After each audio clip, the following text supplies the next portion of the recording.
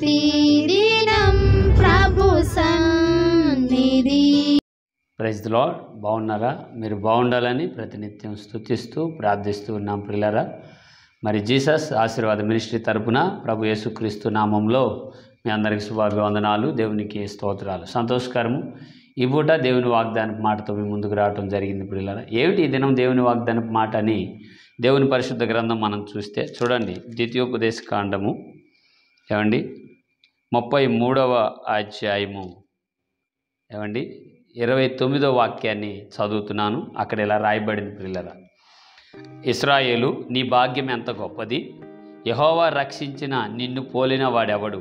ఆయన నీకు సహాయకరమైన కేడెము, నీకు ఔన్నత్యమును కలిగి చేయు ఖడ్గము. దేవునికి స్తోత్రం. ఒక అద్భుతమైన మాటను ఈ పూట దేవుడు మనకు వాగ్దానంగా ఇచ్చాడు. ఏమని అంటే, ఇశ్రాయేలు, నీ భాగ్యం ఎంతో గొప్పది, యెహోవా రక్షించిన నిన్ను పోలిన వాడెవరు? ఆయన నీకు సహాయకరమైన కేడెము, నీకు ఔన్నత్యము కలిగించు ఖడ్గము అన్నాడండి. పిల్లరా, ఇశ్రాయేలు, యెహోవా రక్షించిన నీకంటే భాగ్యవంతులు భూమి మీద ఎవరున్నారు అన్న ఈ మాటను మనం ఎలా అర్థం చేసుకుంటామంటే, చాలా ఉన్నతమైన మాటగా మనం తీసుకుంటున్నాం. ఎందుకంటే దేవుడు రక్షించిన ఆ కుటుంబం ఎంతో విలువ కలిగిందని చెప్పాలి.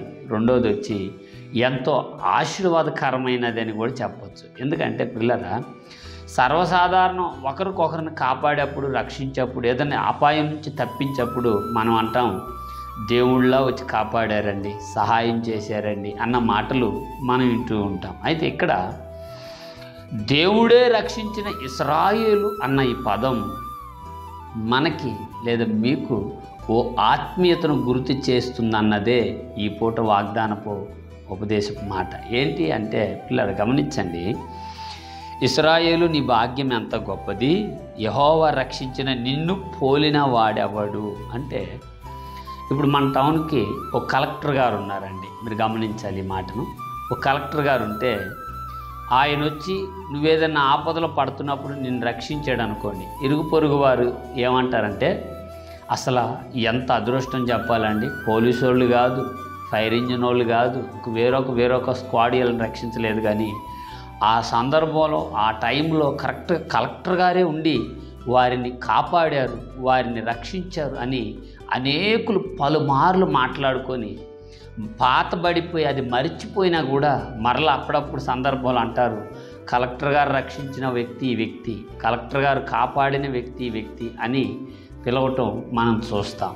ఏమండి, అయితే ఒక కలెక్టర్ అంటే ఎవరండి? సామాన్య మానవుడే కదా, నీలాగు మనలాగే ఈ భూమి మీద నివాసం చేసేవారే కదా. కాకపోతే ఓ ఉన్నతమైన ఉద్యోగంలో ఉన్న వ్యక్తే కాబట్టి కలెక్టర్ గారు అంటున్నాం.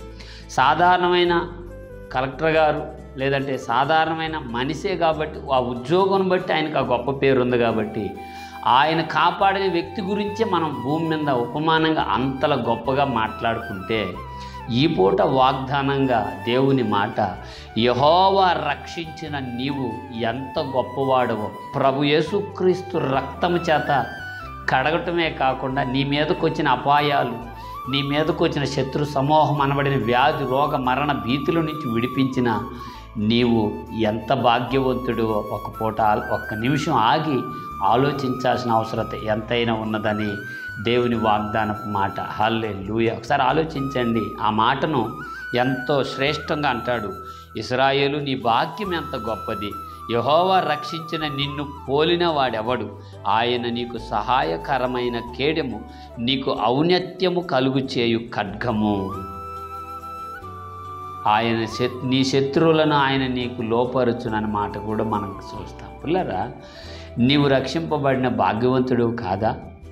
ఎందుకని అంటే, దేవుని చేత రక్షింపబడ్డ నీవు ఎంతో గొప్ప ఉన్నతమైన కృప పొందిన వ్యక్తురాలుగా దేవుని పరిశుద్ధ గ్రంథంలో మనం చూస్తాం. ఒకసారి ఆలోచించు, వారు మంచోళ్ళు, వీళ్ళు మంచోళ్ళు, నేను మంచిదానను కాదు, మంచివాడను కాదని నిన్ను నువ్వు కించపరచుకోవటం మానేసి, దేవుని చేత రక్షింపబడిన నీవు, మీరు గొప్పవారు అన్నదే దేవుని వాగ్దానపు మాట. మరి ఆలోచించు, ప్రార్థించు.